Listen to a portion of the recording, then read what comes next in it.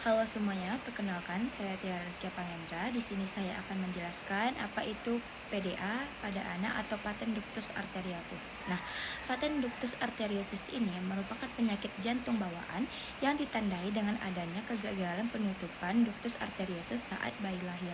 Normalnya, ductus arteriosus ini akan menutup dengan sendirinya setelah 3 hari lahir, namun dapat terjadi kegagalan seperti keterlambatan penutupan ductus arteriosus, terutama pada bayi prematur, sehingga menyebabkan oversirkulasi pulmoner dan hipoperfusi sistemik.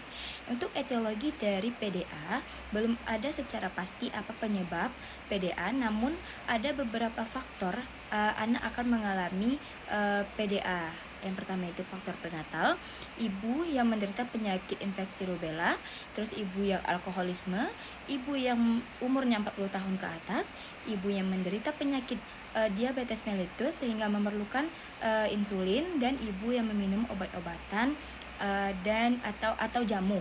Terus faktor genetik, yang pertama anak yang lahir sebelumnya menderita penyakit kelainan jantung, ayah atau ibu yang punya riwayat penyakit jantung.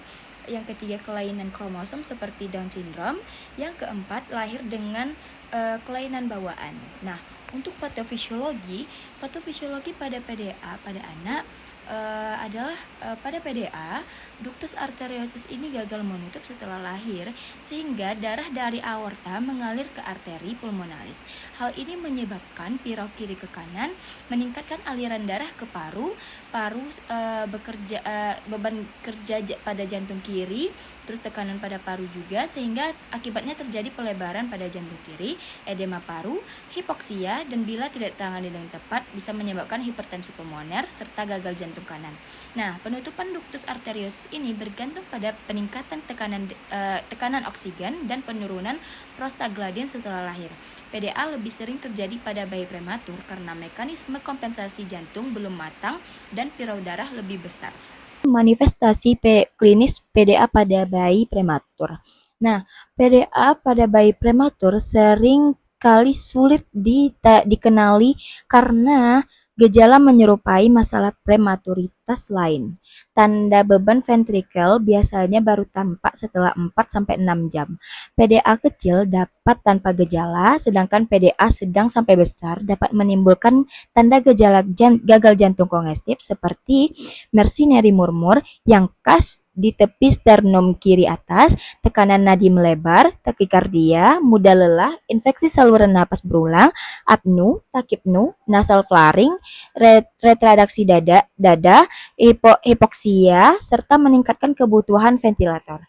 Jika ukuran PDA besar, terjadi aliran darah berlebih ke paru sehingga membanjiri paru, sehingga bayi tampak lebih sakit dengan gejala tidak mau menyusu, berat badan sulit naik, berkeringat, sulit napas, dan denyut jantung cepat. Gejala ini menandakan gagal jantung kongestif yang sering muncul pada bayi prematur. Nah, untuk komplikasi dari paten ductus arteriosus ini, yang pertama gagal jantung kongestif yang diakibatkan beban volume berlebih pada jantung kiri dan paru. Yang kedua, hipertensi pulmoner yang diakibatkan oleh peningkatan tekanan dan resistensi pembuluh darah paru. Yang ketiga, endokarditis infektif karena turbulensi darah sehingga merusak endotel dan memudahkan infeksi bakteri. Yang keempat, aneurisma ductus arteriosus menyebabkan massa di dada, paralisis saraf atau obstruksi bronkus kiri. Dan yang kelima, sindrom Eisenmenger, yaitu aliran darah berbalik atau right to left shunt, menyebabkan sianosis terutama pada ekstremitas bawah. Nah, untuk pemeriksaan penunjang pada PDA atau paten ductus arteriosus, yang pertama ada AGD atau analisis gas darah arteri. Umumnya saturasi normal pada oversirkulasi paru. PDA besar dapat menyebabkan hipoksia, hiperkapnia, dan asidosis, dan sianosis akibat gagal jantung atau hipertensi pulmoner persisten. Nah, yang kedua, fototoraks gunanya menunjukkan kardiomiologi, pembesaran atrium dan ventrikel kiri, serta peningkatan vasikularisasi paru. Yang ketiga, droplet berwarna atau ECHO digunakan untuk menilai aliran darah atau arah sun. Yang keempat, EKG. PDA kecil biasanya normal, namun pada PDA besar dapat menunjukkan hipertrofi ventrikel kiri. Dan yang kelima, kateterisasi jantung yang dilakukan apabila ECHO meragukan atau ada tanda-tanda kelainan jantung tambahan. Yang keenam, MRI untuk menilai dampak volume dan tekanan sun. Peningkatan volume dapat menyebabkan hipertensi pulmoner dan perubahan pembuluh darah paru hingga penyakit paru obstruktif vaskular atau PVOD yang bersifat irreversible. Nah, untuk penata laksanaan medis pada PDA, yang pertama itu gunanya menutup ductus arteriosus untuk menghentikan aliran darah kiri ke kanan, mencegah endokarditis, gagal jantung, dan hipertensi pulmoner. Nah, yang pertama itu ada medikamentosa. Dari medikamentosa ada indometasin, gunanya menghambat prostaglandin, efektif menutup PDA, terutama pada bayi prematur kurang dari 3 minggu pertama. Yang kedua, ibuprofen, efek setara dengan indometasin, juga membantu menutup PDA pada bayi prematur. Yang kedua, ada tindakan bedah yang dilakukan apabila terapi obat-obatan gagal atau PDA berukuran sedang atau besar. Bertujuan sama, menutup duktus untuk mencegah komplikasi gagal jantung, penyakit vaskular pulmonal, dan endarteritis. Penutupan dilakukan segera setelah kondisi gagal jantung tidak terkendali. Pengkajian keperawatan spesifik, yang pertama itu identitas klien, nama bayi, jenis kelamin perempuan, umur 6 bulan, diagnosa medis, tanggal masuk. Terus yang kedua ada keluhan utama, orang tua mengatakan bahwa anaknya sesak napas, batuk terus-menerus, berat badan menurun, anak sering berkeringat terutama pada saat menyusu atau menangis. Yang ketiga, riwayat kesehatan sekarang, orang tua mengatakan sesak napas, sering berkeringat, terutama saat aktivitas seperti menyusu, batuk menetap, dan berat badan menurun. Untuk riwayat kesehatan dahulu, tidak ada riwayat yang dilaporkan orang tua, dan riwayat kesehatan keluarga juga tidak ada dilaporkan oleh orang tua.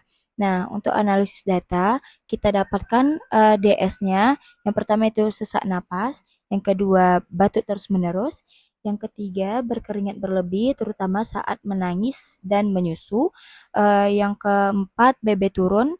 Terus untuk DO-nya suara napas tambahan, kedua murmur jantung khas PDA, dan yang ketiga saturasi oksigen menurun.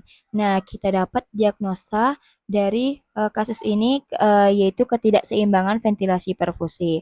Untuk intervensinya, setelah dilakukan tindakan keperawatan 2 kali 24 jam, maka diharapkan pertukaran gas meningkat dengan kriteria hasil.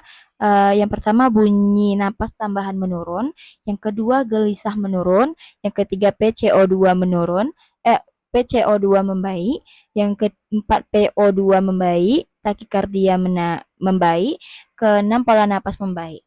Untuk implementasi yang pertama observasi meliputi yang pertama monitor frekuensi irama, kedalaman napas, yang kedua monitor pola napas, ketiga auskultasi bunyi napas, keempat monitor saturasi oksigen, dan yang terapeutik, yang pertama atur interval pemantauan respirasi sesuai kondisi pasien, yang kedua dokumentasi hasil pemantauan, dan edukasi, jelaskan tujuan dan prosedur pemantauan pada keluarga, dan yang terakhir informasikan hasil pemantauan jika perlu.